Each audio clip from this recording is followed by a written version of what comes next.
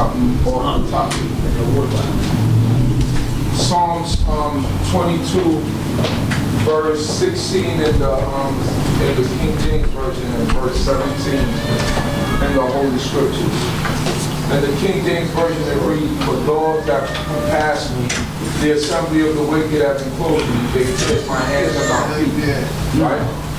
Many Christians refer to that as being a future prophecy of Jesus. Can you explain that in does it say that in the Hebrew? That they kiss my hands and my feet? That's Psalm 22, verse 16, okay, 17, 16, 17. And 17 in the Holy Scripture. Okay. One of the Holy Scriptures, Psalms 22, 16, and 17. Right, 16 and 17. "My strength is dried up like a potsherd, and my tongue cleaveth to my throat. And thou layest me in the dust of death. For dogs have compassed me, a company of evildoers have enclosed me. Like a lion, they are at my hands and my feet."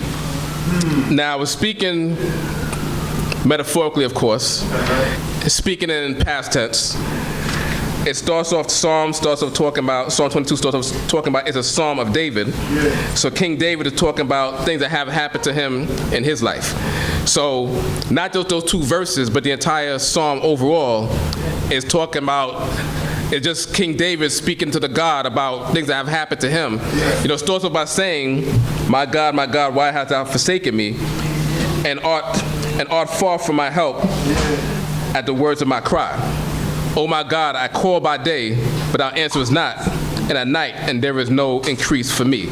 So everything here is a prayer from King David to God, because whatever point he's at in his life, and most likely this is during the time where he was running from King Saul, and the entire nation of Israel was against him because everybody was on the side of King Saul.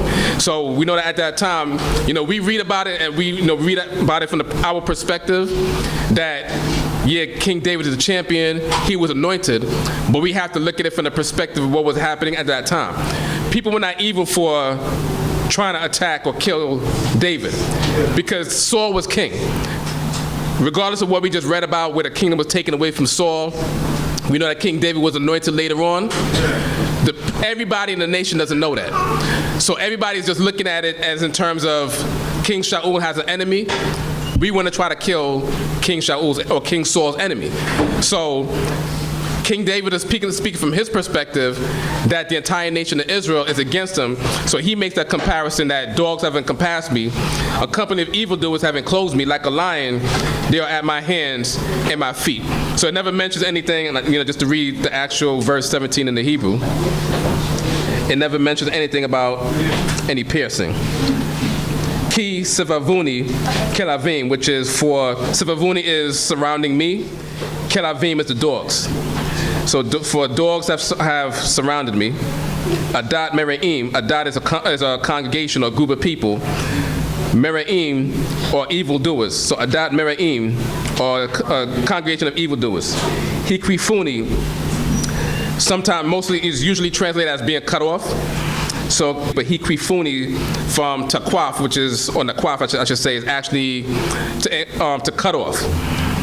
So then it continues to say, ka'ari, as a lion, yadai waraglai.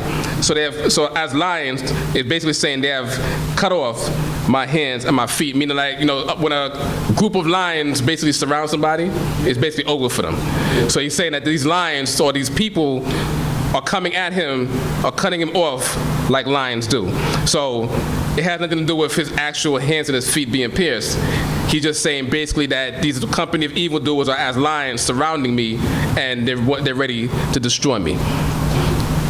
So that, you know, that's, and the translation that you read in the Holy Scriptures is the best translation, and it's not a prophecy of anything to take place afterwards, because King David is speaking present tense and past tense.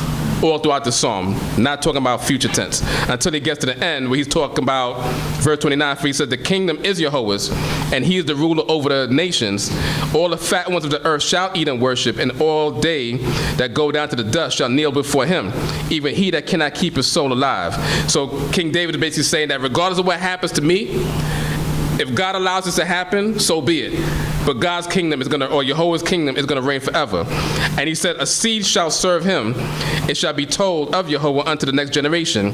They shall come and shall declare his righteousness unto a people that shall be born, that he have done it. So that's the only thing in this psalm that's talking about future tense. But he's saying that basically once again, that whatever is going to happen to him because all of these people are coming against him, he's not worried because no matter what, God's glory is always going to reign in the future.